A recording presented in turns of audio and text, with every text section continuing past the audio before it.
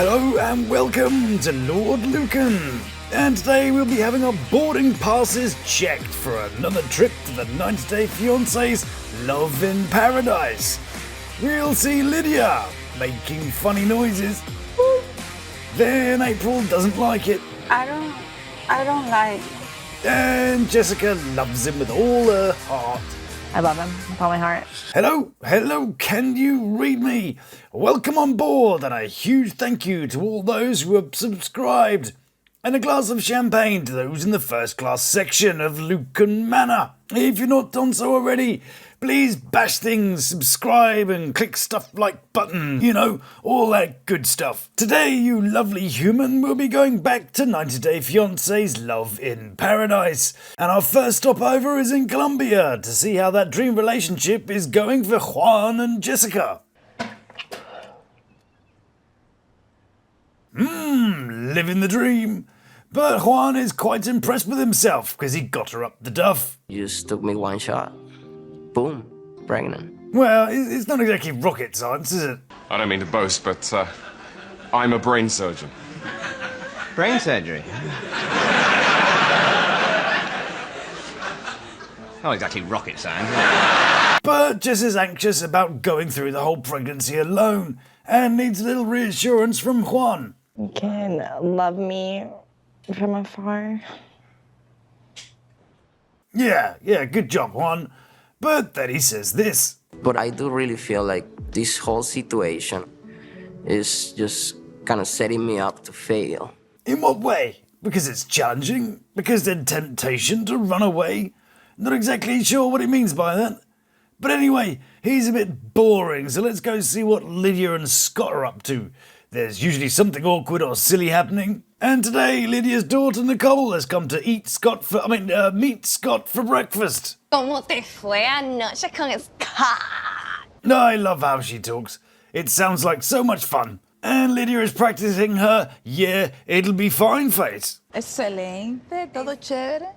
It's getting better. Everything is fine almost the whole time, apart from the very small interludes during which the serial killer is actually murdering someone.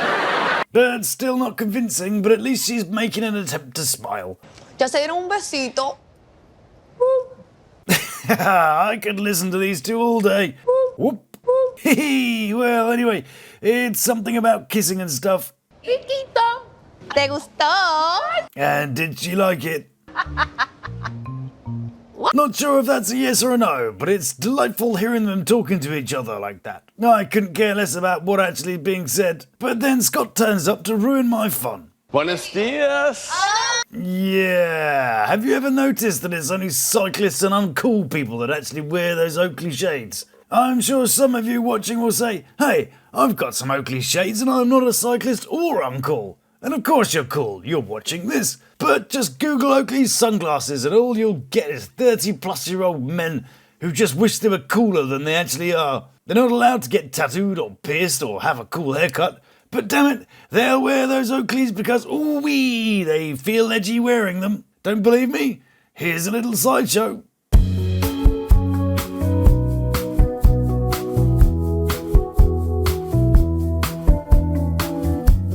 Anyway, Scotty Dog meets Nicole, but thinks it's all a bit quick. I have 3 kids, and they're not meeting anybody I date until I've been with them at least 3 or 4 months. Wow, 3 or 4 months. That's ages. But one of his kids did FaceTime him during a date once. And I try to be funny. Yeah, well, that was your first mistake. And how did the humour go down? No, there wasn't a second date. But now it's question time with Nicole. And today's contestant is Scott the Bulldog-looking guy from Americaland. And he's playing for our star prize, Lidia. But how many questions will it take to end Scott's slim chances? Well, let's find out. It's over to our host, Nicole. I need to know some questions. Yeah. I have a list. Well then, question number 1. Why did you and your last wife get divorced? Over the years, we grew apart. All right then, not a bad start. Pretty reasonable answer. Right then, on to question 2. How many girlfriends do you have after the divorce? 3. Well, he's not doing too badly here. Let's see how he does with question number 3. How many women have you slept with? Women? I don't More than know. 10. That is not good for you. All right, go to the next question. No, that is not good. Oh dear, and I think Scotty Dog's out of the competition for now. But you never know, maybe he'll be back for another round. Until then, April has landed and is experiencing a little disappointment.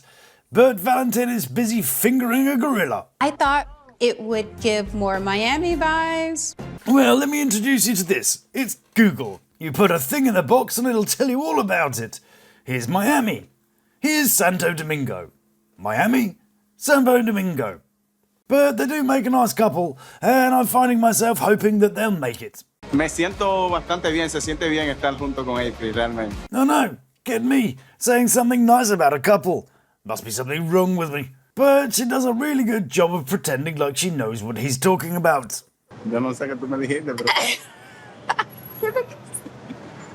And how is she feeling about the contrast with her expectations? So I am a bit surprised. Oh dear. What was that I said about expectations in the other video? Guys, I'm going to get a haircut. I'm so excited. I'm gonna look so good. Santo Domingo is very different from Sosua. Yes. I don't like. Again, Google, Santo Domingo, Susa, Santo Domingo, Susa. I should have chosen the hotel. Yeah, it'll be fine. Anyways, let's go see how Discount Jason Momoa and Discount R. Kelly are getting on. I feel so happy with him because he's the love of my life. But poor old Discount Jason Momoa, he still didn't get to put the ram into the flock. I didn't get my wish yet. We are not having, but we did some things that we didn't do before. But there must be something wrong with me, because now I'm feeling a bunch of sympathy for Valentine. Once he was actually being real about his life. My mother's response wasn't the most loving one. I haven't seen her in over 8 years now. All right. I wasn't expecting that. Maybe this is why he's been projecting all that fantasy all the time. Because of the sense of rejection and the idea that culture versus nature ended with a break with a person whose love is so important. Anyway, enough of this. Let's go see if Jessica and Juan are doing something interesting. I was a little nervous coming here, actually, to see Juan. Sure. Our last interaction was me messaging and yelling at him. What's this? Why didn't they say anything about this earlier? Let's get to the juicy bit. 3 months ago, I got a message on social media from a woman that I did not know. She told me that she had met Juan on a cruise, that they had started talking, and that they had hooked up. Ah, I see. So Juan was shaping up her woo-woo after hours. Oh dear. And what did she do? Well, she went to go see him. And we were like sitting there eating dinner, and he like started crying. Why? Because he's 12. I think he also just realized how much he has to lose. Now I feel like we have no choice but to try to like really focus, and we're tied to one another forever.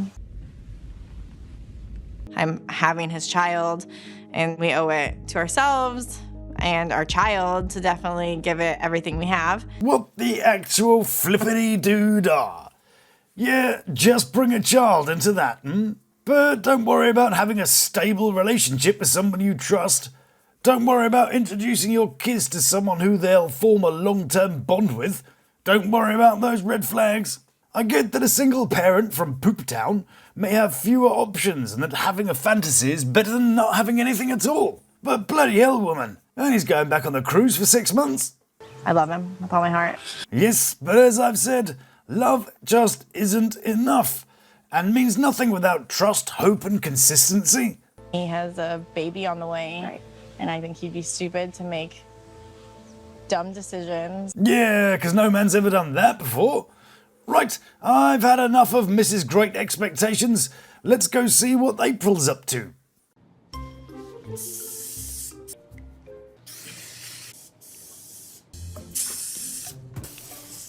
Ah, yes, April's a germaphobe.